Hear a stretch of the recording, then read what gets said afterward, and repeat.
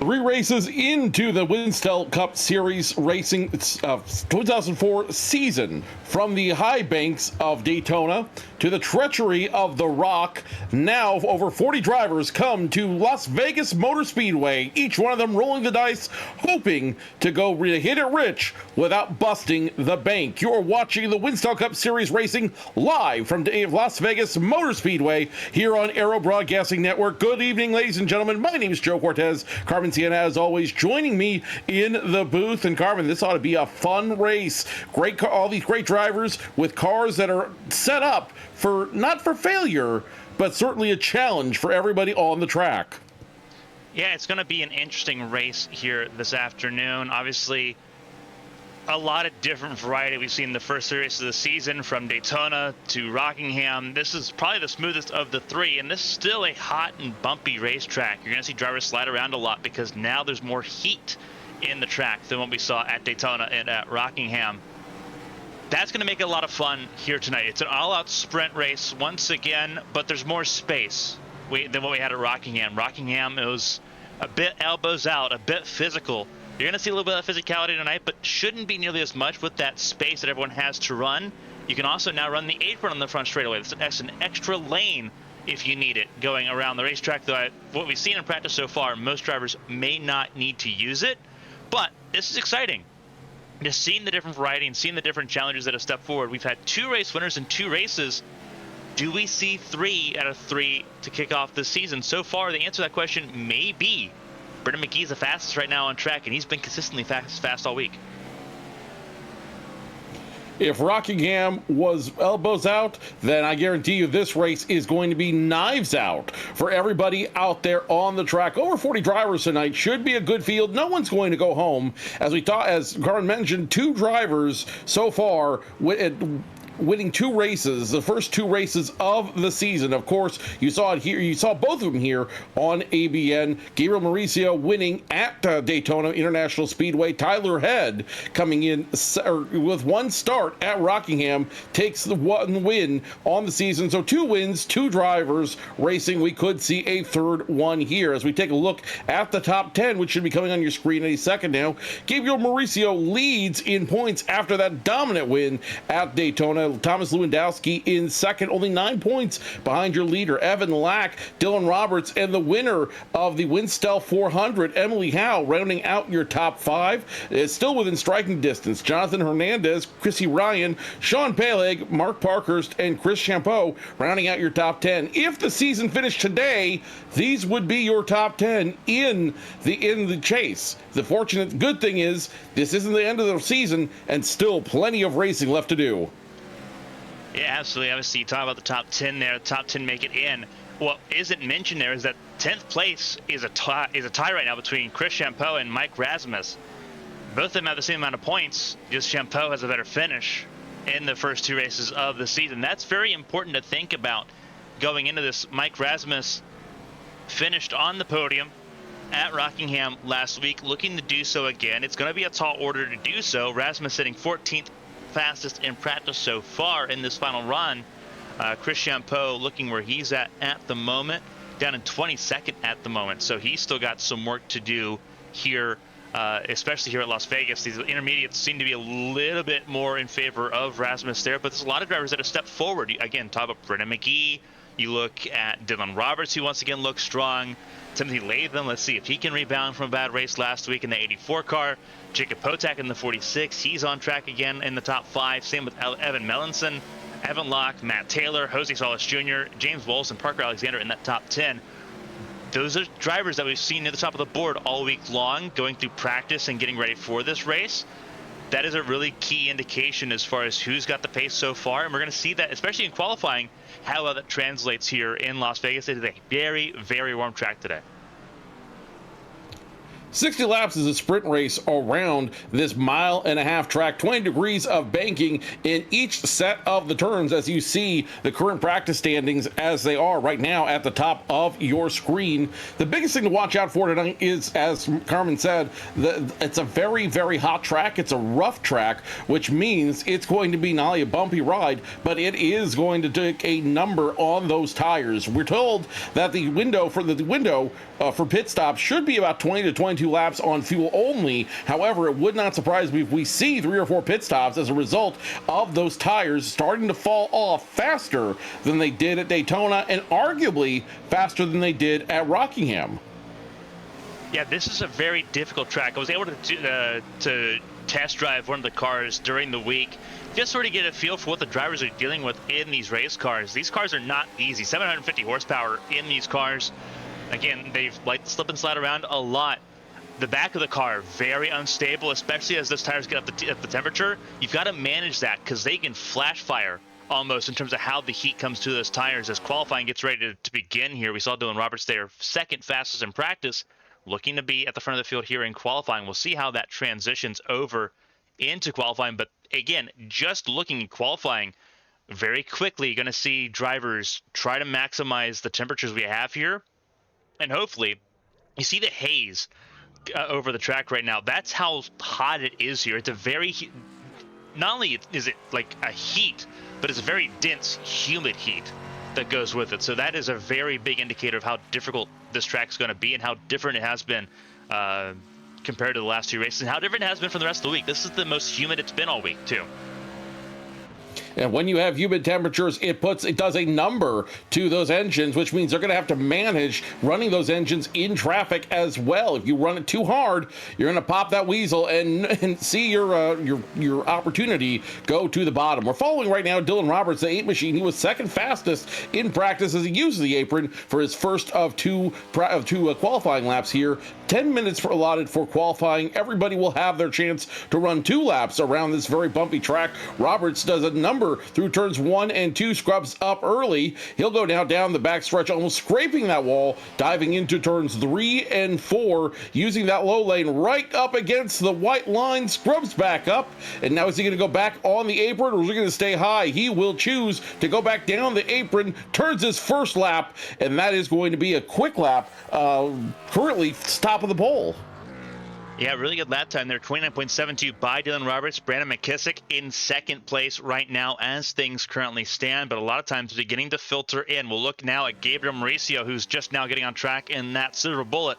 The number 40 machine, the Daytona race winner, did not have the best time in Rockingham. Felt like it was really held back by some of the late issues in that race last week.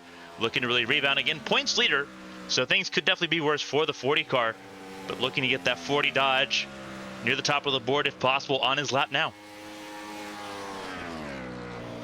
Mauricio now in turns 1 and 2 doing the same thing that his predecessors did, running that white line. Now look at that run. That's going to be where the speed is going to be on this track tonight. Go high coming off the turns, go as low as you can in the turns, and then on the front stretch, like Carmen said earlier, you can use that apron as a fourth lane if you have to, in order to get the pass done and ultimately get the big win here at Las Vegas. Gabriel Mauricio crosses the line 20th in qualifying. That's going to be a disappointing run for him, but I do believe he has one more lap to try to make it good. Let's follow along with your Winstel 400 winner, Emily Howe, who's taking her qualifying lap, 13th for the Napa 15 machine. Yeah, Emily Howe just went there in the 13th position. Chris Champeau 16th, and Mauricio waved his second lap. So he slowed down in the middle of 1 and 2, so it was his indication that his lap was not where he wanted it to be. Emily Howe, we saw go 13th fastest at the end of her run. Cruz, this is the beginning of his lap, to see what he can do in the 20 car, the Home Depot Chevrolet. Almost in the wall there at a 2. You see how much he's chasing that car. That car is not fully up the temperature. There's a small window where this car is at an optimum grip level. And obviously right now, Cruz still struggling to really find that level in this car. He may use that second lap. Racing on roller skates, the number 20 looked like he was struggling there. He will turn in a time that puts him 30th in qualifying. Not exactly what he wanted, but he will go ahead and try it one more time, it looks like, and see if he can get the grip he wants, get the speed he wants as he tries one more time down the back straightaway. Gets a little bit off the wall, now going down into turns 3 and 4, just off the white line, about a car width off the white line, scrubs it back up, and is he going to turn in a quicker time the second time around, crosses the start finish line? And that will be nope, not going to be any faster for Brandon Cruz. He will start 30th. Yeah, 30th place there for Brandon Cruz. Unfortunately, not where he wanted to be. The second laps just seem like they're not quick enough. That window just comes and goes so fast here at Las Vegas. But your Bud Pole Award goes to Dylan Roberts, who set his time, one of the first ones to set his lap time, and it worked out an absolute treat. We'll look at the starting grid now. Again, Dylan Roberts, pole sitter, third different pole sitter in a row here this season. Which could mean we're looking at a third potential new winner on this very young season. Dylan Roberts, Jacob Potak will be your starting row, your row number 1 when we go racing. Sean Peleg, Brandon McKissick in row number 2. Jose Solis Jr. and Mike Rasmus start beside each other in row number 3. Evan Lack, Matt Taylor will be row number 4, and rounding out row number 5, Tyler Head, who won last week, and Nicholas Short in the 43 machine. So very scattered results out here, but as they say, the cream rises to the top, and this class is no different. Absolutely not. It's going to be interesting to see how everyone really works here in this race. Nick Doucette in row 6 alongside the driver who's fastest in practice, driver who's been fastest all week long, Brennan McGee in the 6th row. That's 11th and 12th. Emily Howe, we saw qualify row 7 alongside Anthony Krobach in row 7, 13th to 14th there. 15th place on the grid for Parker Alexander. Alongside him is Chris Champeau, Evan Mellinson in the 60, and Jared Bales in row number 9. Rounding out the top 20, Corey Cook and Timothy Latham, a couple of rookies making their returns here in the top 20. Both of them had very middling races at Rockingham, looking to rebound here in Vegas. Race Control has asked the men and women to come out to the grid and start lining up their cars to start this race here in Las Vegas Motor Speedway. Let's take you through the top 30 now. Aaron Smith II will start inside row number 11. Outside of him, TJ Crampton, the 50. It will complete row number 11. Row number 12 belongs to your Daytona winner, Gabriel Mauricio. Outside of him, the 21 of Thomas Lewandowski, the man who is looking second in points, trying to get the lead tonight. James Bowles and Michael O'Brien will start row number 13. Row number 14 belongs to Alex Bass and Mo Perry. And row number 15, running your top 30, the 88 of Drew White on the inside, the 20 of Brandon Cruz on the outside. A full 43 car field in this grid. Looking now at the bottom part of the grid here, Christina Ryan, Davin Cornelius there in row 16. Row 17 is Jonathan Hernandez and Eli Sasek. Then it's Philip Snipes and Tyler Murray in row 18. Rory Collins in that number 23 Dodge alongside another Dodge. Andrew Griesbaum in the number 49. Craig Lautenschlager had a very interesting race in row 20 alongside Mark Parkers. That's where they'll start here in the race here in Vegas. And then the final, I believe, final rows here. Exactly 43 cars. Olivia Hayward, Corey Steinhauser, and Hayden Rapas will be the final 3 of this 43-car field. No go-homers. Everyone fit into the field perfectly here in Vegas. A perfect fit field for Vegas, but rarely can you say anything is perfect in Vegas, but this field is going to be a perfect one. Lights are out on the pace car. It's going to be less than a lap before we go back to green flag racing. 60 laps around this track, all led by the driver of the number 8 machine. The driver, Dylan Roberts, qualified first, will have full control of this field when we go to green flag racing. A little bit impatient up front as we get ready to go. Pace car will make the hard left turn down pit road this time by. Yes, he will. And it's once again in control of Dylan Roberts, who will take the green flag and officially start the UAW race at Las Vegas Motor Speedway. We are green flag racing.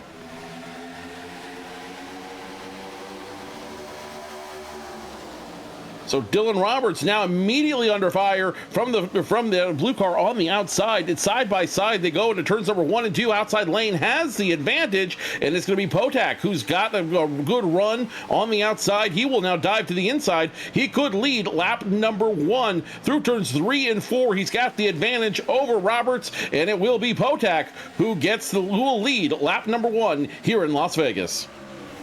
Yeah, doing an outstanding job so far there. Potak really got the jump there going into this, but obviously easier said than done, trying to manage everything going through these opening laps, getting these tires up to temperature. And one thing you'll notice, the haze has turned into almost like a fog condition, a very dusty condition as you look at the air going through here in Las Vegas. Visibility is going to be very important now. Looking at this as we sort of navigate this, no one knows exactly what's going on here. Obviously not a threat of actual rain weather here on track, but the track temp has just dramatically cooled down with the haze and now the dust cover really sort of lingering over the racetrack now. The haze definitely adding a new level of hazard for these drivers as Potak continues to lead Roberts in second. But don't overlook the man in third place right now. That is going to be Brandon McKissick, who's kind of just watching everything happen. Now McKissick under fire from the 48 machine. This could be an interesting battle for position number 3. Yeah, McKissick trying to stay ahead of Sean Palek there, and then Jose Solis Jr., who had a very bad race at Rockingham last week, really driving like a man possessed now. Been really upset, had that under his collar, the heat under the collar there all week long for Solis to try to really make his way forward. Obviously a naturally colorful character Jose Solis Jr. normally is, but now it's a little bit more fiery, a little bit more passionate from Solis trying to make something happen here to the inside there of McKissick, as McKissick trying desperately to hold on to that third place. But again, these 60 laps, they go by quick on the outside looking in. On the inside looking out for McKissick and for everyone on track right now, each lap feels like it's taking forever when you're this close together. Palek did have some help from Solis Jr. trying to get around the 37. Now he's gonna run back and kind of run back both lanes, it looks like. The 37, though, will not give up the position. He will not yield. And as we look let's ride now aboard with number 6 of Mike Rasmus, who's got a good view of everything going on in front of him. Both lanes in play tonight. The draft not as important in the mile and a half, but it's still critical. You don't want to have a damaged car with everybody going around you at high speeds. Lap 6 of 60. This is going to be a fast race for these drivers. It's going to be one of those things you don't want to wait too long to make your move. Make your move fast, and hold on until the bitter end. And you're seeing two different schools of thought. Those on the outside trying to make passes happen, they're not saving the tires. They're trying to spin them up as much as possible. They think that they are pretty good and set for that 2-tire stop, or for that 2-stop strategy, I should say. Mike Rasmus trying to save a little bit, hoping to try to make a sprint there at the end to make us some more time there. He's in a good spot right now, sitting 7th. Started this race in the 6th spot, so he's right where he wants to be. Evan Locke there, right there with him as well. Those two just swapping positions. But right now, Rasmus, again, he came out of nowhere. A huge tire save campaign for Rasmus really paid off there at Rockingham a week ago. He really sort of has come through as someone who's being silent but efficient and effective. He's a closer in this Winstel Cup field, and you're seeing that right now. He's sort of just managing the lanes, going to the bottom. He's really picking out where he wants to be and being precise with that right now. And you see Evan Locke being frustrated a little bit because there's 3 wide in front of him. McKissick on the outside of Solis and Sean Palek. As we look further forward here, Solis trying to go to 3rd place. He does. But how long will Solis stay in 3rd place? That is a $64,000 question as the drivers start to stack up behind him. Frustration is going to build early in this race as these drivers continue to fight along one another with time ticking down. We talked about tires at the beginning of the race, and you're right, there's 2 schools of thought right now. One is let's burn the tires down. We're comfortable with the setup. We can burn the tires down, and we'll be okay when we go to pit in about 10 to 12 laps from now, plus or minus. The other school of thought is, hey, let's conserve, let's not get too crazy, let's go ahead and see if we can run this gas tank dry and minimize the number of pit stops we have to make. So far, the aggressive tire strategy is working as you see Solis Jr. work his way up 2 positions from starting point, now in 3rd, hunting down your top 2. The thing is, they spent so much time fighting with McKissick and Palek there. It's a half-second gap there all the way to Roberts and Potak, and that's a hard gamble to really sort of try to make pay off here, because now he's on the back foot. Potak and Roberts, they've been able to just sort of sit back and relax. Solis, you see, he's already moving to the very upper lane. You don't want to be up there unless you're trying to recover your tires there. He's already burned up some of that right front because he's forced to be up there right now just to sort of keep pace with those race leaders. But he's charging on him right now because the race leader's still taking it a little bit easier. Solis wants that lead. Solis wants that lead, but he doesn't want to burn off a ton of tire to do it, as you see him running that high lane, the lane that Dale Jr. would almost run at these 1.5 mile tracks right next to the wall, and he has used that to catch up to those drivers, cut the lead down to about a quarter of a second, even closer, as you see the two leaders fighting for position, the 8 now side by side with the 46, and you see from Solis Jr.'s perspective, now it's just a matter of time as these drivers continue to run side by side to have potentially have a new leader. Yeah, really good camera angle here, right on the right where the windscreen meets the bonnet of the car there. And you look at Solis, gets right to the bottom, dummies them right to the top of the racetrack there. Potak covered the outside lane. Roberts has been holding the middle all race long. Solis said, "I'll try the inside. Let's see how it pays off."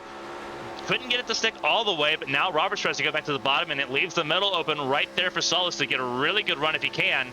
But he had to back out of it too, because again, that right front beginning to scream here. Do you see the cloud cover? You see the fog and just the haze over this track right now. It's cooling the track down. This is still a track in the desert. This is still Las Vegas, Nevada, where these track temps are still above 113 degrees. These Goodyear Eagles, they're still tire sensitive. They're still heat sensitive. So he's still got to try to manage that here. You can't be lured into that false sense of security that, oh, the track temp's just going to plummet. It's not. There's a 2-degree difference in Fahrenheit. It was 115 at the start, now it's 113.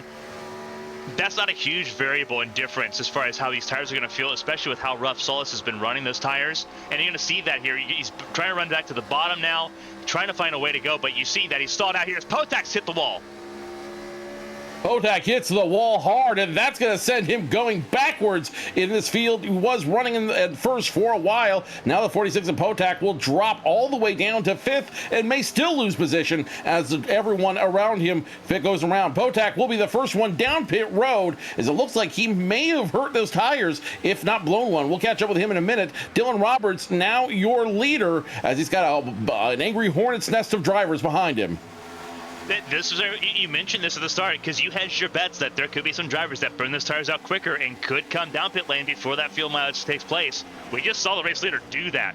So you're spot on with that. Who else takes that lead? Because Solis, we know he's been burning his tires up. Roberts was keeping pace with Potak. Was Roberts either taking care of his tires or was he pushing as hard? Some interesting questions now at the front of the field that they have to ask, because McKissick, who we're looking at the center of your screen right now, and Peleg in the 48 in the exact same boat. Windscreen, bonnet, spot on. When did you become British, Carmen? We have a lot of people that work over across the Atlantic and we're at Sierra AVN. Let's follow along with Mike Rasmus now. Currently moved up to 5th position after Potak went down pit road early, and you see him battling along with Tyler Head there to stay in the top 5. Tyler Head, remember, only had one start so far this season at Rockingham, won his debut at Rockingham, and now he's probably a little bit hungry to prove to the crowd, you know what, this is my first rodeo. Just because I had one start doesn't mean I'm a one and done driver. I've got plenty left in the tank. Yeah, look right now, looking back from the mirror for Mike Rasmus. Rasmus knows that Tyler Head's there, but he's not deviating. He's not cutting him off, giving Tyler that space to run, because now he's at a point where the tires mean a little bit more. You don't want to make any sudden movements there. Obviously, Rasmus knows that. Obviously, he followed Tyler Head to the front of the field at Rockingham last week. These two shared the podium last week, and now they're going head-to-head once again. Tyler Head was worried last week. Now it's turnabout fair play. Rasmus having to worry about that 4-car down the back straightaway here, but pit stops for most of the field should be coming in the next 4 laps. When we hit the pit stop window in the next 4 laps or so, this lap will already be a third of the way over. Like we said, this is going to be a sprint, and you can't sit too long on your laurels. Rather, you've got to be able and willing to make those moves quick. You've got to be able to trust your car and trust your equipment underneath you as the haze really starting to set in here. That's going to cool down the track. That's going to give it a little more grip, but ultimately it could create even more stress on these tires out here. Let's see when everyone's going to start coming down pit road. Some drivers already down pit lane. Philip Snipes, Eli Sasek, Andrew Griesbaum, Brandon Cruz, Jose Solis Jr. just entered pit lane, Mike Rasmus, and everybody. It looks like some big-time pit stops coming. A lot of drivers in pit lane now. You see them on your screen entering pit lane, and you see, zooming out a little bit wide here, just looking at the wide cams, just how poor the visibility has gotten. Just since we went live here at 7:45 Eastern, 4:45 Pacific, the visibility has gotten poor. The visibility has gone down the hill, which is going to create some big issues for these drivers, as now we've got more coming down pit road. The 37 almost loses it, and the yellow flag is out for the first time tonight. I believe it's for a crash, approaching pit entry too. And that is going to make it really hard for those drivers who just came on pit road. We're looking at the 32 now. Was that the car involved? I don't believe it was. Looking here just to make sure, it looks like he was trying to make some sudden avoidance. I may have been Aaron Smith, the 59 car. We'll see if we can get a look at that here in a second. Aaron Smith passing a lot of cars. I don't know if it was him or not, but it was entering pit lane there. We'll have to go back and look at when this caution really occurred. It looks like actually it might have been Brennan McGee. This is a look here. So right behind that 32, which we saw there, which we focused on for a moment there, Matt Taylor. This is Brennan McGee in the 9, who was fastest in practice. Does he overcook it? Oh, contact by Evan Locke. Ooh. And that's where it happens. Yep. And they were all checking up for the 43. That was. Well, it looks like he got a little bit of help getting around there, and it looks like a miscommunication going down pit road. Not a ton of damage is the good news for those three drivers. The bad news is that does hurt all the drivers who were coming down pit road as soon as that caution came out. Yeah, definitely does not help at all there. We'll look at the 43 because it looks like it may have started here with the 43 of Nicholas Short. We'll pull it up here at the moment as we look at this. Looks like he really blows it up here. Yeah, he gets really loose all of a sudden. Just trying to really be aggressive on the pit entry. Same with the 32 there. Just trying to be really aggressive. Matt Taylor, the 43 checks up there, and then Brennan McGee in the 9 machine. He gets tagged. Everyone trying to avoid that issue. TJ Crampton gets through there because he was pretty well committed to the pit lane there. Emily Howe does get turned. There's another driver that did get turned that we didn't get to see there. So overall, just a pretty huge mess on pit entry there, being the first caution of the night. And it's a unspoken rule. Practice those pit entries as much as you can. Not a lot of drivers did that in the final warm-up here. Well, not only that, but adding a degree of difficulty is this visibility issue we are facing on the track. These drivers now have don't have as much of a field of view as they did to begin this race. So they're seeing things happen as it gets closer and closer. And you know the whole thing, things in the rearview mirror are closer than they appear. Well, these drivers are closer than they appear, especially when you consider that they are racing. They're not only racing, but they're trying to manage all the traffic in front of them. So several drivers involved in this incident. A couple guys spun out, but I think no major damage for everybody. I think Emily Howe's going to be okay as well. So we take a look at this from the 5 of Parker Alexander. Cuts through there, able to somehow save it before getting into the 42. He'll have a little bit of front end damage, but nothing they can't fix with a little bit of grill tape and get back in a way. These drivers are still going to be competitive as we get ready to go green flag racing. Yeah, very interesting here. Brandon McKissick will end up with the race lead here. Aaron Smith was a good spot there as well, up to 11th as a result of that. But again, this does mix the field up, and you talk about how bad the visibility is right there. Perfect example of how bad the visibility is. We saw the onboards there from Alexander and from Evan Locke. It is no joke right now.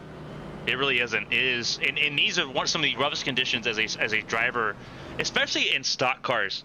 In open wheel, it's a different story. Obviously, racing a champ car, racing an upper formula, you have the the enhanced visibility because it's an open cockpit car. You can see, you have more light coming in.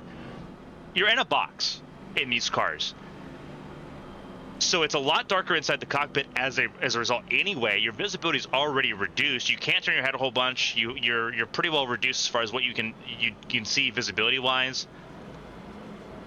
And then you have to try to look through the A pillar, and that's where Evan Locke was trying to look through. Was trying to look through the A pillar to see what was going on. Unfortunately, he couldn't see a whole lot because there was McGee in front of him. So when McGee checked up, Evan Locke had no indication up until that point what was going on, and obviously he gets to the back of McGee and causes that chain reaction there on pit entry. Anthony Krobach a lap down there. Again, for those that are kind of unfamiliar with the restart rules here, single file, lead lap cars to the outside lane, any lap down cars go to the inside lane.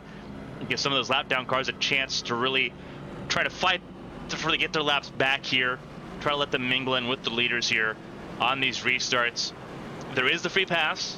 The free pass is in effect here, but Krobach obviously still a lap down. You see some more of those lap down cars coming up to the front of the field as well.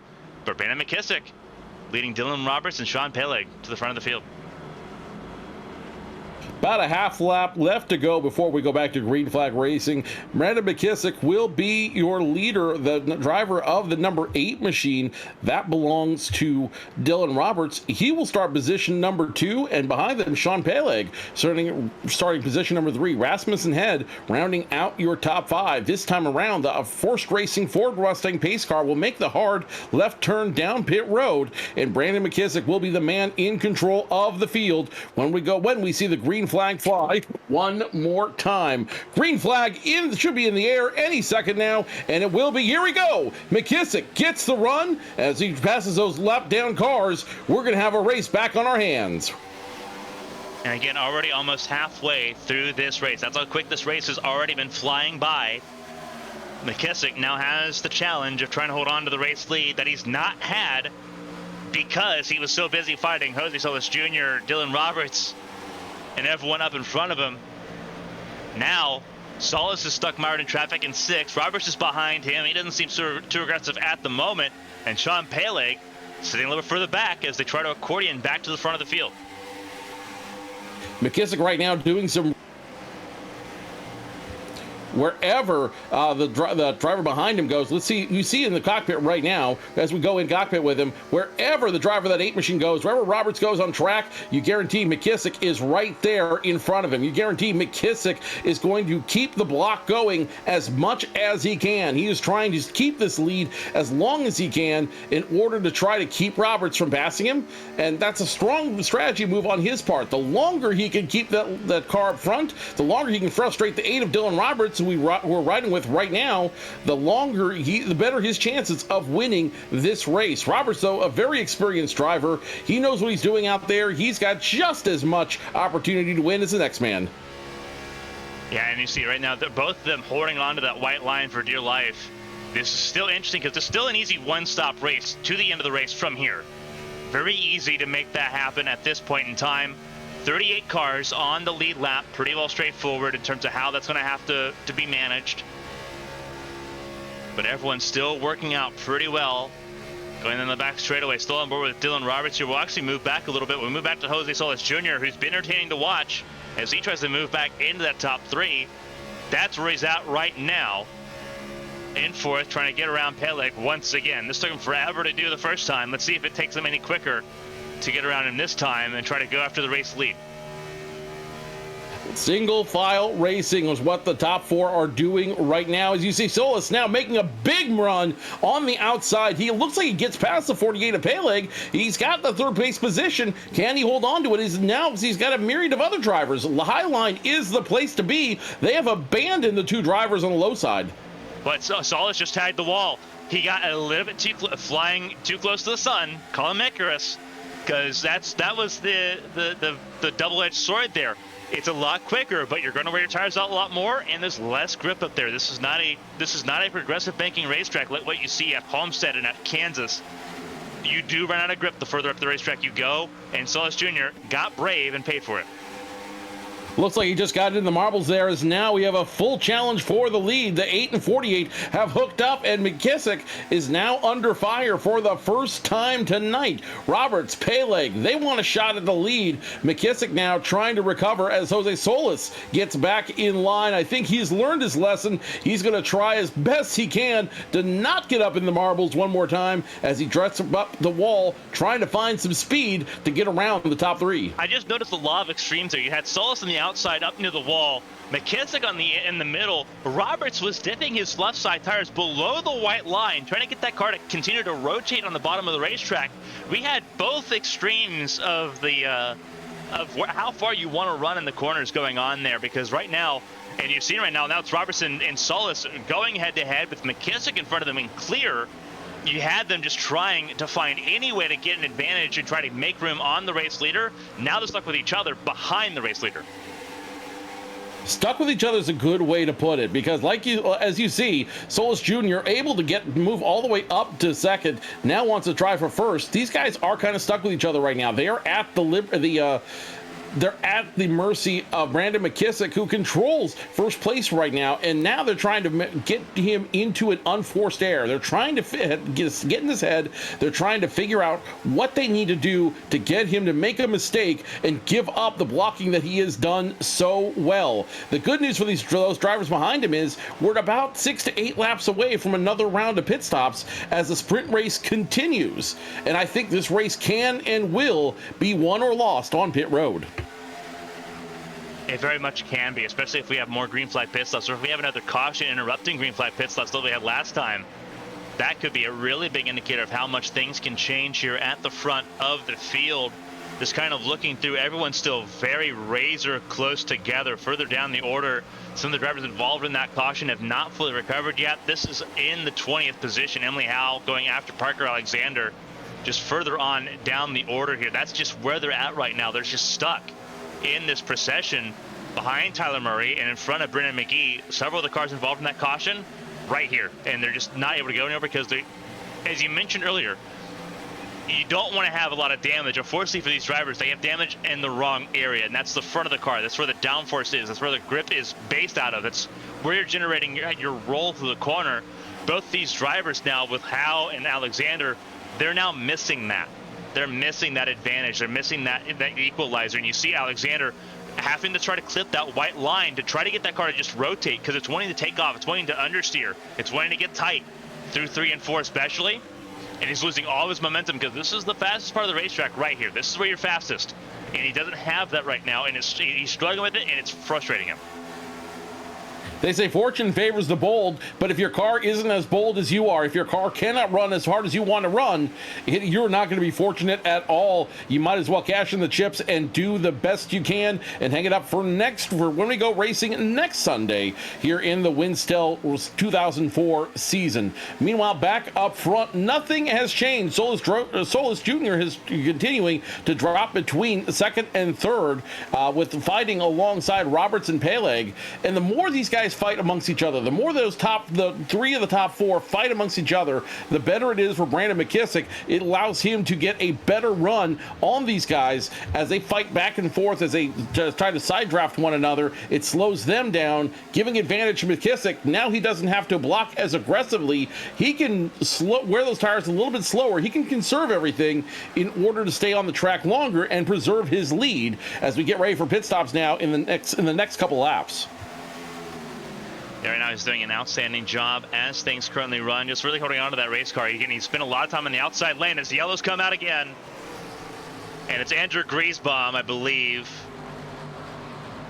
See if we can find him. Yeah, Andrew Griesbaum, Hayden Repas, and then I believe Philip Snipes in the inside wall, the 19 of Philip Snipes. So at least 3 or 4 cars involved in that one to bring out the second caution flag. And the good news is it brings it out at the perfect time for everyone to come down pit road for the final time tonight. Let's take a look at what happened, what caused the 19 to spin out. It looks like he either was trying to come off pit road or he might have got some help going through to turn 1 there, as it looked like he was just he was down off the exit of pit road. Let's take a look at what happened. See if we can get an actual angle of this. We may not have an actually good angle of it because our cameras are focused elsewhere on the racetrack. I'm not seeing a lot of opportunity to look here at this. Trying to get a good view. See if we can go back at it, because obviously we see the aftermath of it. Our cameras picked it up after. But yeah, we're not going to have a really good angle of it. Looks like the 88 was involved. Yeah, pick up the 88, Carmen. Let's see if we can pick up the 88 here. See if we can grab, I believe that was Drew White. If we can get a good angle of that. There's Drew White in the 88 machine. Oh, that's the 49 getting turned off the nose of the 04. Not the 04. It's 49, and I believe the 19 actually. That may have gotten a piece of it. Let's see if we can go back and look at it here again.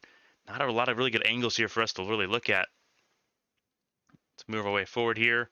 Oh, it's the 34 and the 49 that get into each other. The 04, Mark Parker is close to it, just not actually involved in it. We'll go through and we'll slow motion here. Yeah, the 34.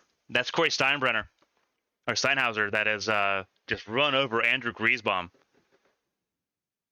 That is exactly what happens. I don't know if it was a checkup from the 49 or the 34 just got a little too aggressive out there. Either way, the 49 goes flying and he gets some air going into the wall on turn number 1. That'll create a chain reaction for the 88 and the 19 behind him. 4 cars now involved as time runs out. That's the very last thing you want to see going into the final third of this race. Yeah, it made the strategy call a lot more simple there. Obviously, Philip Snipes, unfortunately, now he was already in the back of the field, so he's already frustrated as it is. What this does is this puts Nick Doucette at the front of the field ahead of Brandon McKissick and Sean Peleg. Very interesting there. Either an incredibly fast pit stop or he's the last one to come down pit. It will be the last one to come down pit road. We'll have to see what happens as the lights go off on the pace car. Your top 5 as they stand now will be the 24 of Doucette, the 37 of McKissick in second, Sean Peleg in third, Lewandowski in position number 4. Remember, this is important for Lewandowski as he is currently second in points, and Dylan Roberts, the man who would be leader, your pole sitter, starting inside the top 5. So now you've got a hornet's nest up here in the top 5, which is going to be exacerbated even more by the fact that it's a single file restart. You don't have the luxury of going 2x2. You don't have the luxury of going with a partner and making some deals. You only have the luxury of going on your own and hoping that you make the right decision. Carmen, if you're in this position, if you are the just starting position number 2, if you're McKissick, what do? Do you run behind the leader, or do you try to make a move on the outside and get your lead back real quick? We're in the final third of this race, and you could see a lot of frenzying.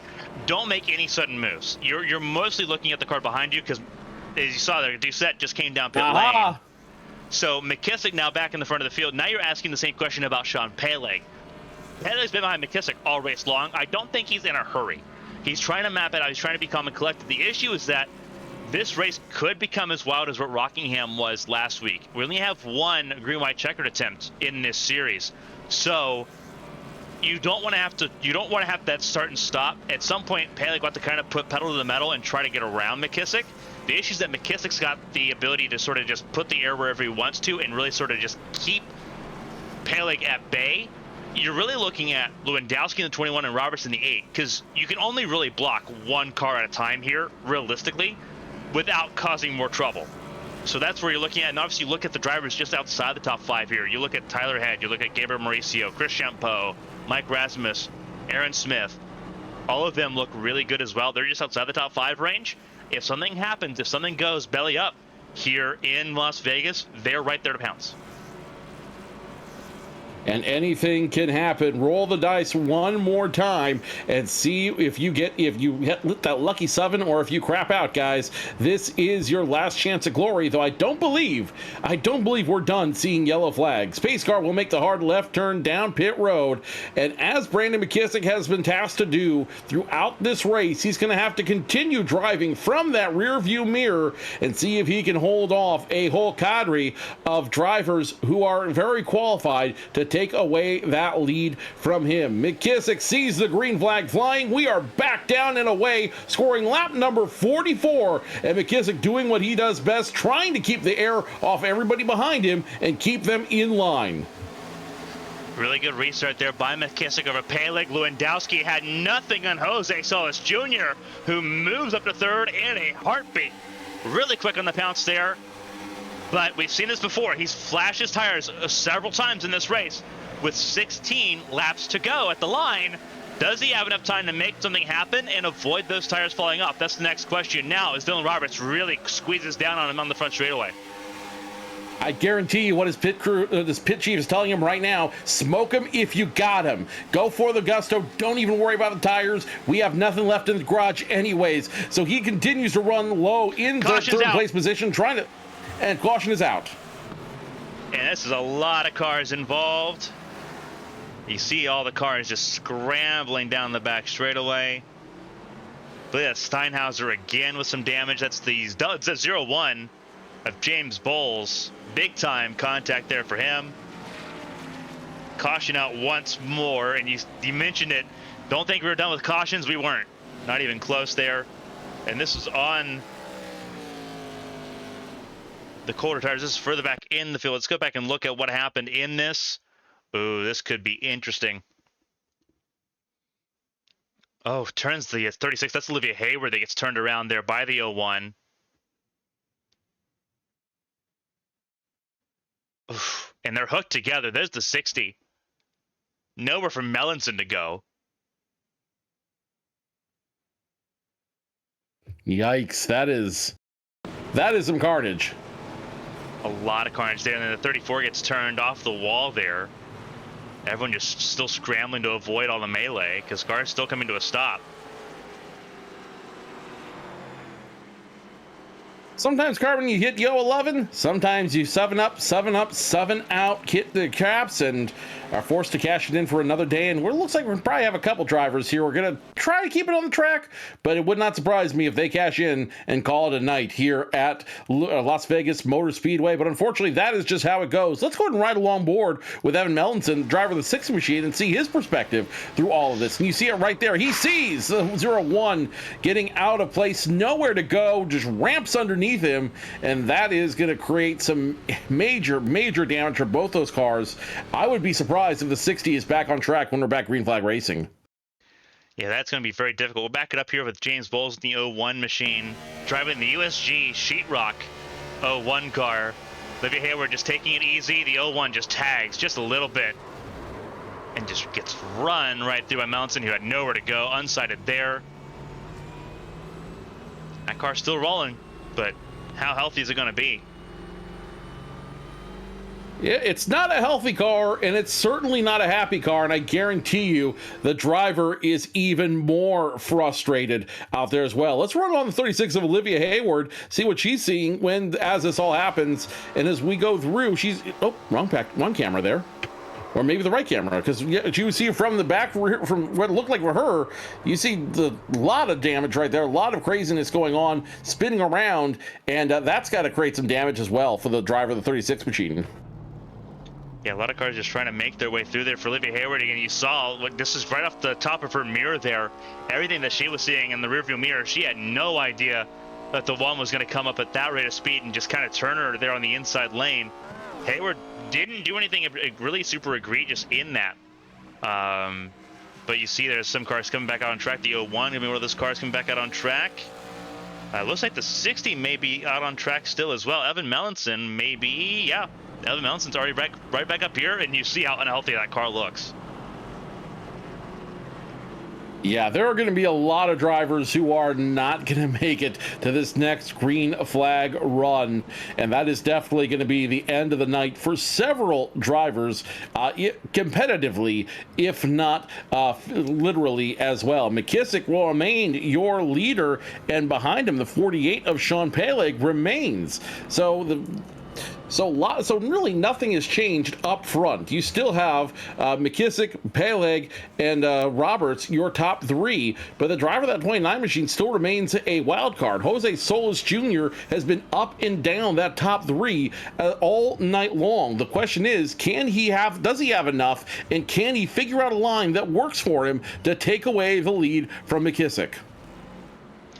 Huge questions that need to be answered now because we are running out of time. We're approaching lap 49 of 50 here. We're going to be going green with 11 laps to go, I do believe.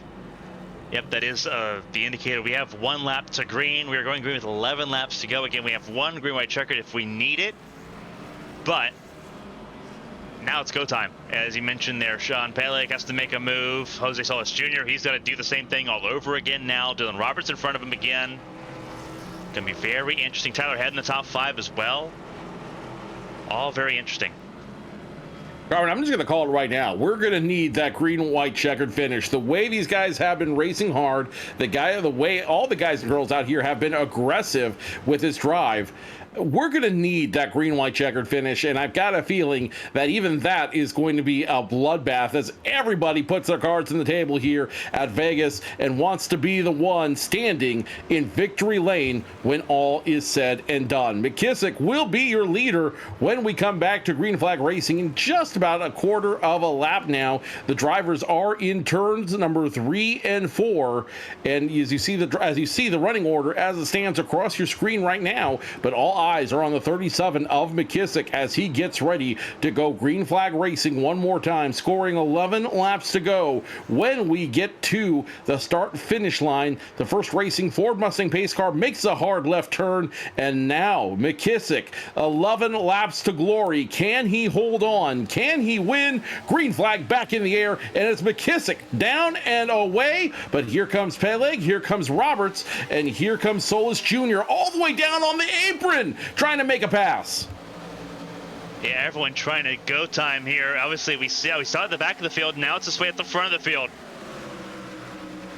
Does it stick, though, is the big question. The fog is cleared out of the area. Still a little bit of haze, but sunshine back in. Clear visibility, a lot clearer now than it was at the start of this race, and that's super important as Robert stays on the outside of Jose Solis Jr. for third.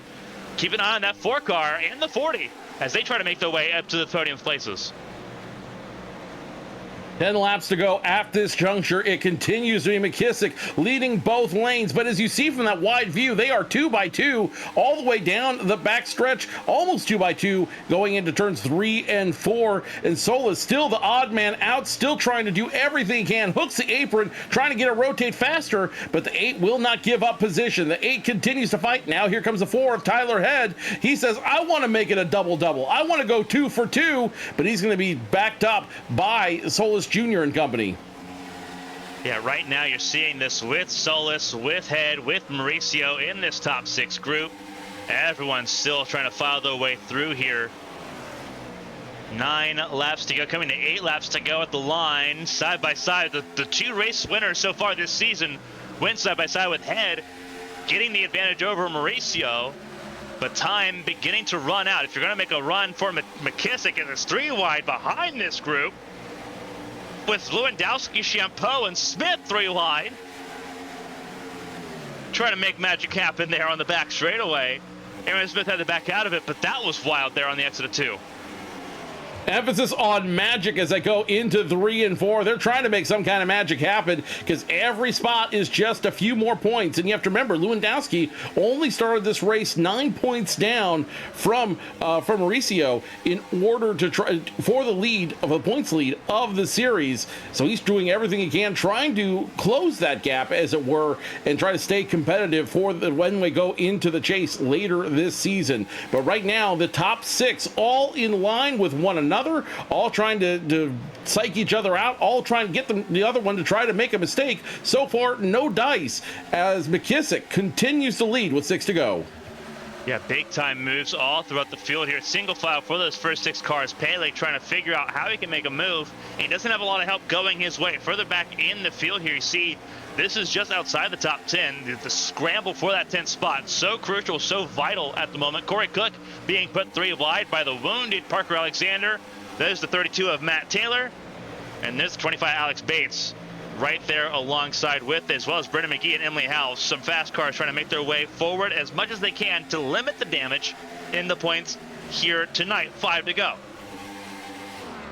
5 to go, and everybody's still clamoring for every single position they can get. Tell the dealer we're not done yet. We're still in the race as McKissick continues to lead. No real challenge to him yet. I feel like these drivers are doing everything they can to preserve those tires underneath them to try to make one last run with only two or three left to go, so you don't give those drivers an opportunity to catch back up and give those drivers an opportunity to get back in. As we watch along the 00 now, that Aaron's Dream Machine with 4 to go is stuck in traffic. What can they do with this with so few laps left?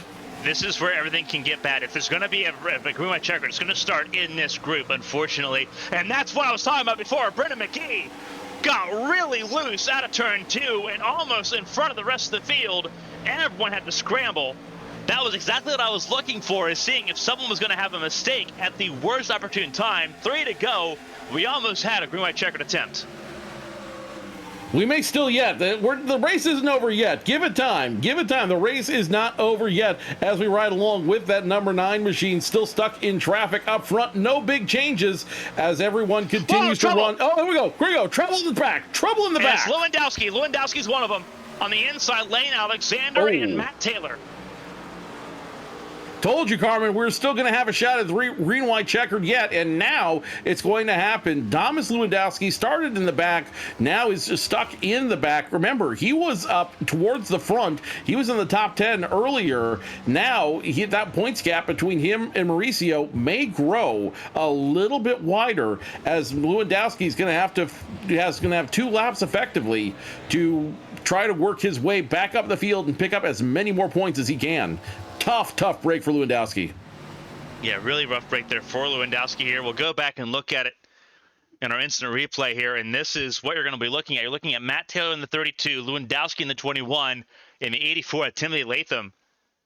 They're right there in the middle, and we're going to play this in slow motion for you because it's Latham that gets loose there, and Taylor drifts up, and Lewandowski just not clear enough to get away from it.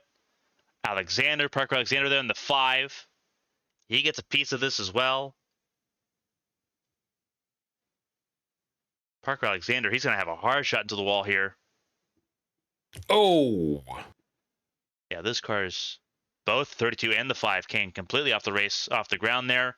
Lewandowski gets some damage there as well. Looks like he gets away with it pretty well easily there, but Parker Alexander gets completely pancaked there against the wall there.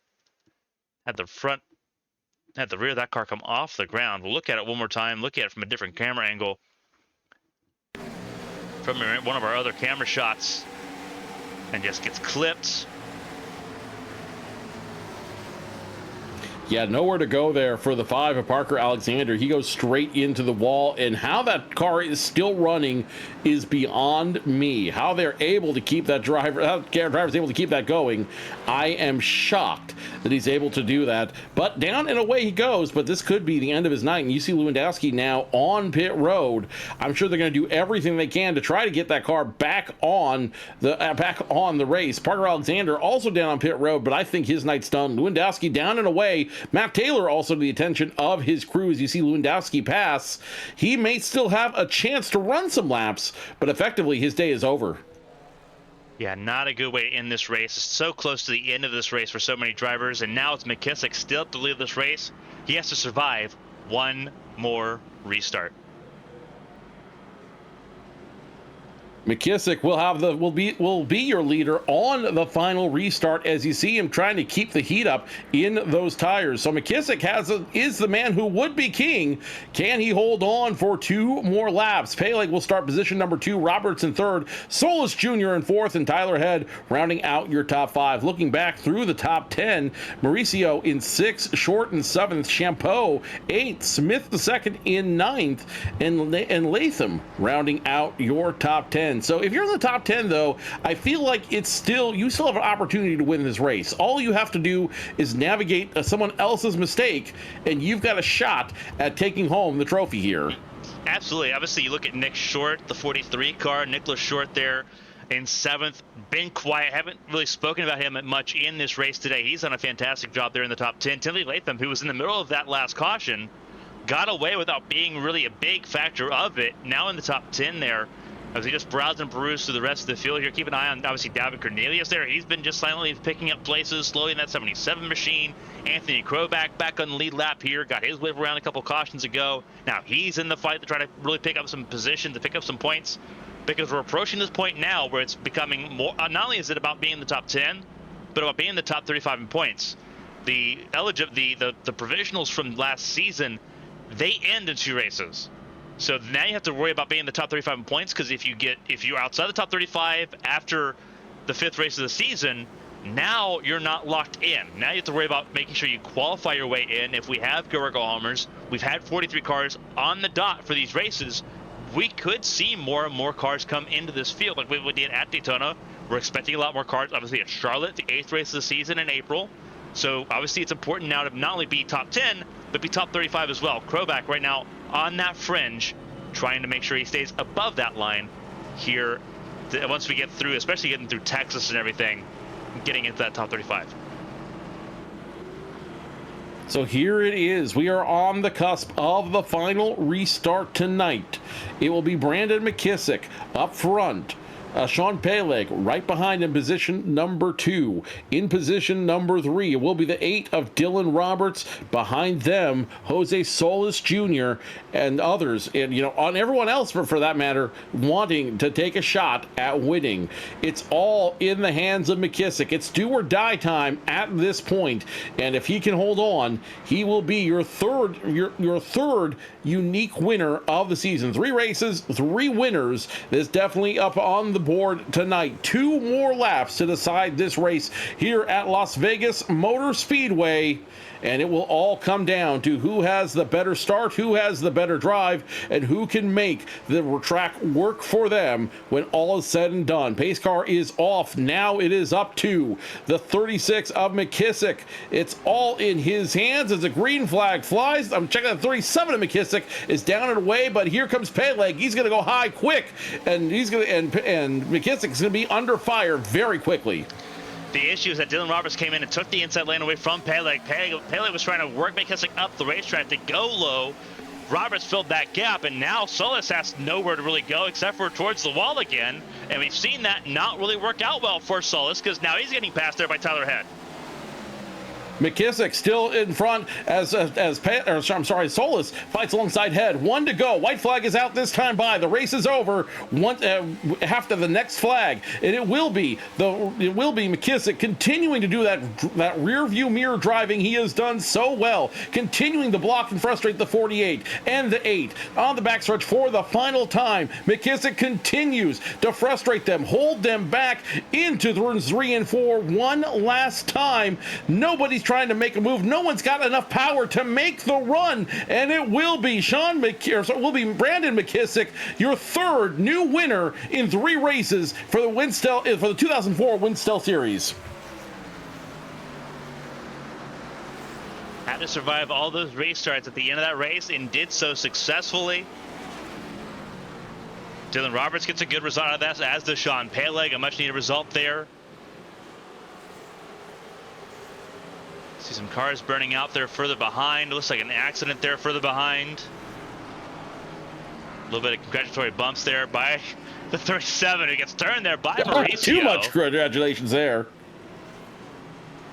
What an incredible race. McKissick is able to manage it so well at the end, just continuing to block everybody behind him, able to keep everybody in check behind him as he continues to get the congratulatory bumps from the drivers down there. And McKissick, for the first time this season, will burn it down here at start-finish line. Your winner at Las Vegas Motor Speedway. Put it all on 37. If you did that, you are the winner. Entertainingly enough, the roulette board doesn't have a 37, but if it did, Brandon McKissick, he would walk away with a bunch of money as Brandon McKissick gets it done here in Las Vegas.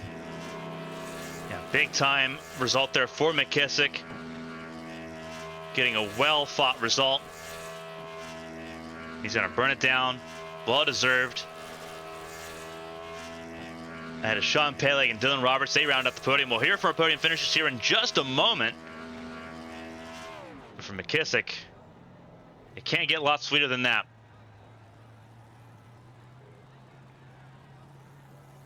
He's going to go ahead and park it there, but a fantastic result there for McKissick. Again, we'll hear from all three of our podium finishers, McKissick, Peleg, and Dylan Roberts, here from Las Vegas. Brandon McKissick, unofficially your winner tonight here at Las Vegas Motor Speedway. Sean Peleg finishes second. Dylan Roberts rounds out your top three for the evening. As we get ready, we're going to start hearing from your top three winners and go over where everything stands as we go into next week's race. Next Sunday, 7:45 Eastern, 5:45 Pacific, here on ABN. Yeah, so Texas is going to be a lot more interesting, especially with how this race went. But we'll start with Dylan Roberts, our third place finisher here tonight, as we hear from all of our drivers there at finish top three. Dylan Roberts, the third place finisher tonight. A little bit frustrated in that number 8 machine, but still a good run for you, Dylan. What was holding you back? What do you think was the biggest challenge for you in the 8 team tonight in not being able to get it done? Honestly, I was pretty happy with the night. I think racing with those guys, they're really hard to pass. Jose, Sean, Brandon, these guys know what they're doing. I mean, Brandon was in Coke last year. Jose, constantly one of the fastest guys on the service. Sean's absolutely in that same conversation these days. And just to be in the same realm as those three, I'm happy with that. I mean, Potak as well at the beginning of the race. I felt like I had pretty decent pace with them. I just couldn't quite keep the tires as well. That's kind of a big weakness I have. And it's just really hard to pass on the bottom. I think just needing to put myself in better situations to get to the outside, maybe set my runs up a little bit better. But I mean, that was a really hard fought race up front and just a lot of good racing between all of us. I know Tyler was there as well. A lot of great racing between the three of you guys and some incredible an incredible finish, all said and done. You were the fastest in qualifying in tonight's race and kept a great pace all throughout the field. What was it that helped you keep that pace? Was it the setup, the tires, the pit strategy management? What do you attribute to your big run tonight? A lot of it comes down to just being comfortable in this car. I have a lot of laps. This track as well. It's just a combo that I feel really comfortable turning laps at. I'm not ever surprised by what the car does. I'm not ever feeling like I'm behind what's happening as far as the lanes go. It's just about having a little bit more foresight to get to the outside. It's really hard to do. Like that low line, maybe there's something I can do down there, but I mean, overall, it's just keeping the pace, being able to push hard and be confident in it. As soon as you lose that confidence, you lose a lot of pace. And if you can't push the car as much as you want to, you're going to struggle. So it's nice to have that. Let's talk about one of the bigger factors in tonight's race, and that was the haze that we saw for the first 2/3 of the race. How difficult was it to run under those conditions, and how much did it affect your pace on the track? It was really cool, actually. I liked that. It was just, a little bit of a different thing. It definitely changes how you're seeing corner entry and the way that the banking looks like it kind of fades in. You're seeing it a little bit differently, something about the shadows, and obviously you can't quite see as far, so there's always that. But I think it cooled the track a little bit, it felt like. So those earlier runs, we could maybe push a little bit harder and not get bit until later. But I think we were carrying a little bit of extra corner speed as well, so it kind of made those snap oversteers really, really dangerous. I think that's what got Potak there early as well. Next week at Texas, tell us your thoughts going into the race. Well, a very similar track to this. I'm hoping to be able to back up the pace here. A little bit less successful there over the years, so I'm hoping that I find something. But I think overall we're going to be having an interesting race next week, and hopefully it's another top 3. Who makes it work for you, Dylan? Oh, just huge shout out to everybody at Winstel, everybody who puts the time and money and effort into this league. I've been here since 2016, and I have a blast every single week, even when I'm angry. It's just so much fun. Good group of people, and huge shout out to you guys for the broadcast. Doing a fantastic job, and really happy to have you guys on board. Dylan Roberts, the driver of the number 8 Bud machine, finishes third tonight at Las Vegas.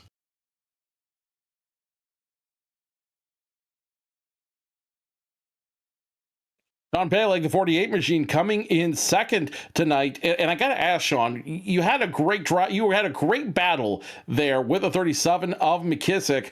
How much fun was it to be able to run with him and be able to have a true dogfight for the win? I mean, start to finish, that was an incredible race, racing with everyone. It was, like you said, it was an absolute dogfight the whole way through. And yeah, those last couple runs, brawling with Brandon, and even with Dylan behind, and I know Jose and Tyler were right there licking their chops, waiting for a mistake. That took just about everything in me to stay up there. But that was an incredible time. Great setup, great race. Tell us about managing the race in general. You were throughout the field, slowly able to work your way up. How difficult was it to manage this race, especially considering how much tire wear was a big factor tonight? Yeah, you definitely had to stay mindful of the tires, and you couldn't go all as hard as you could the whole time. But honestly, I was impressed at how well the tires responded to being kind of pushed, because I honestly didn't feel like I had to really save a ton. I was able to push relatively hard and still have tire to use at the end. So it seemed like probably everybody was kind of running about the same power. But I'm glad that I was able to stay generally in the top 5. I think the lowest I was around 11th. Very lucky to stay up there and be able to just stay ahead of most of the traffic, because I've had my fair share of experiences in the midfield here in Winstel, and there are just so many good drivers at similar skill levels that when you get mired back there, it is incredibly difficult to make your ground back up. So I was really happy to have a good qualifying effort and be able to stay up front most of the day, and got pretty lucky with the caution when we were coming to the first pit stop. That was pretty good timing for me, I have to admit. Timing was everything. Pit row was not, it wasn't as busy as we expected, but there weren't as much competition on pit road as you would expect from a race like this. How did you have to manage your competitiveness? How did you, especially with that fog coming in, with that big haze on the track, how much did that affect your vision, and how much did that affect your competitiveness on the track? Yeah, the dust was it was an interesting one. I was watching the weather reports from the National Weather Service in Las Vegas, and I saw that there was going to be a chance of some dust coming through, but thought it would move by a little quicker. It kind of lingered through into the second half of the race, and it definitely made it interesting, that second half. As it cleared out, the sun came back out. I think the track probably kind of warmed up a bit, so it kind of changed how the cars drove, made them a little slicker down at the end of the race. And I think that was kind of where I just missed the step where Brandon pulled away right at the end. I think I just went a little too hard with a slick track, hot track, and kind of used up a little more rubber than I wanted to at the beginning of that second to last run, and just didn't have quite enough to get to Brandon. I was staying with him, but not enough to get around him. Next week, the Winstel Cup Series goes to Texas. What are your thoughts going into that mile and a half quad oval? I'm excited about Texas. Thankfully, we're using the old version of Texas before they massacred the track, so should put on a really good race. I like that. I like that configuration. I think it's going to race relatively similar to this, maybe a little more off throttle time. But I'm definitely excited. One of the tracks that I'm generally good at, and yeah, looking forward to hopefully having a good run there too. Sean, who makes it work for you?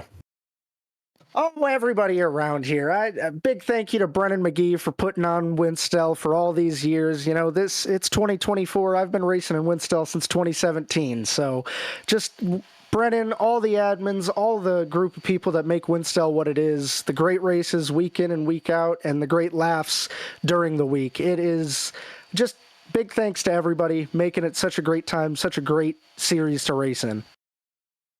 Sean Peleg, the number 48 Chevrolet, finishing second tonight. And thank you guys for broadcasting us.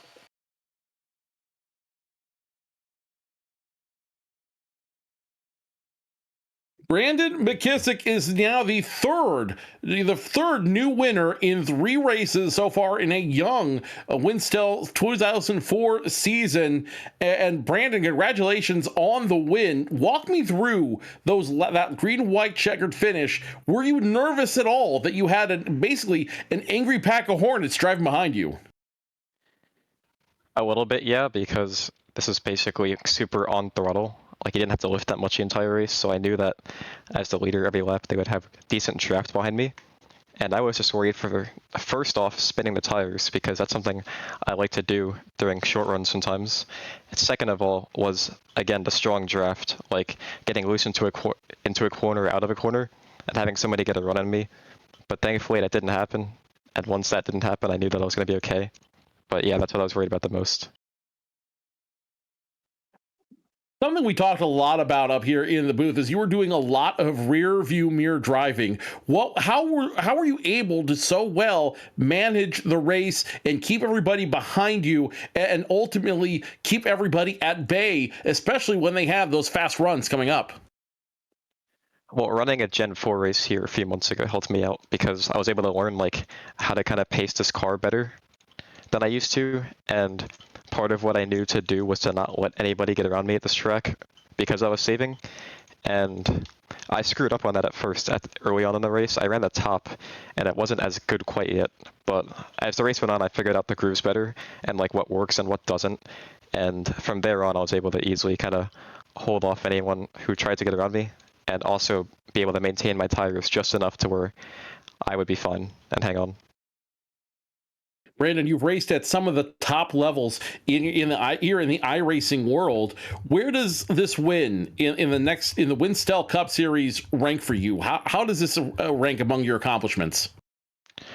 I mean, it's always pretty cool. I mean, the top half of this field is very legit. Like, obviously, Jose's been in pro before, and Sean, Dylan, Tyler are all good drivers. Tyler won the championship in this league last year. So it's like holding them off is legit. It's not something that's like easy to do, and you definitely have to work for it to be able to get a win in this league. So, and a car with this much horsepower, I think it's pretty cool to win one of these and hang on. Next week at Texas, will we see the 37 back in victory lane again? Potentially. I'm really good there in the Xfinity car, but I don't have that much experience here in this car. So I would say it's kind of unlikely, but if I figure it out, I mean, I'll be around in contention at the end. We'll see. We will certainly see. Brandon, who makes it work for you? For this league, definitely just everybody for putting it on. Huge credit for them. Building great setups, great cars, and everybody I hang out with. It's a great community. Very fun to talk to everybody, and it just, when you're having fun, it makes everything very enjoyable, and it makes me excited to come out and race on Sundays. Brandon McKissick, third unique winner in 3 races, going to try to go 2 for 2 next week at Texas Motor Speedway. Thank you, guys. Thank you for broadcasting. Carmen, it was a 63-lap sprint race when all is said and done, and I don't think you could have asked for a much better experience tonight. A lot of fun driving, a lot of creative driving, but at the end of the day, only one person can win it all. Yeah, obviously a lot of fun here. Brandon McKissick, he was a dominant car all night long. One of those cars that just, once he was up front, he never left it. But you see a lot of cars in the top 10. You look at Sean Peleg, Dylan Roberts, Tyler Head, Jose Solis Jr., the top 5 there. They were in the top 10 all race long. And that shows how good the quality is at the top of the field. That they're going to be there consistently at the top of the field. Gabriel Mauricio as well did not have the best race in the world there, but he still has the championship lead after tonight's race. He sat there in 6th place. Aaron Smith, he had a breakout race tonight. You did see some of those breakout races come in tonight. This race was a little bit of everything. It was a little bit more wild than I think we were expecting. But, I mean, I think that bodes well for what Texas is going to potentially be as well. Texas is a race where it's either feast or famine.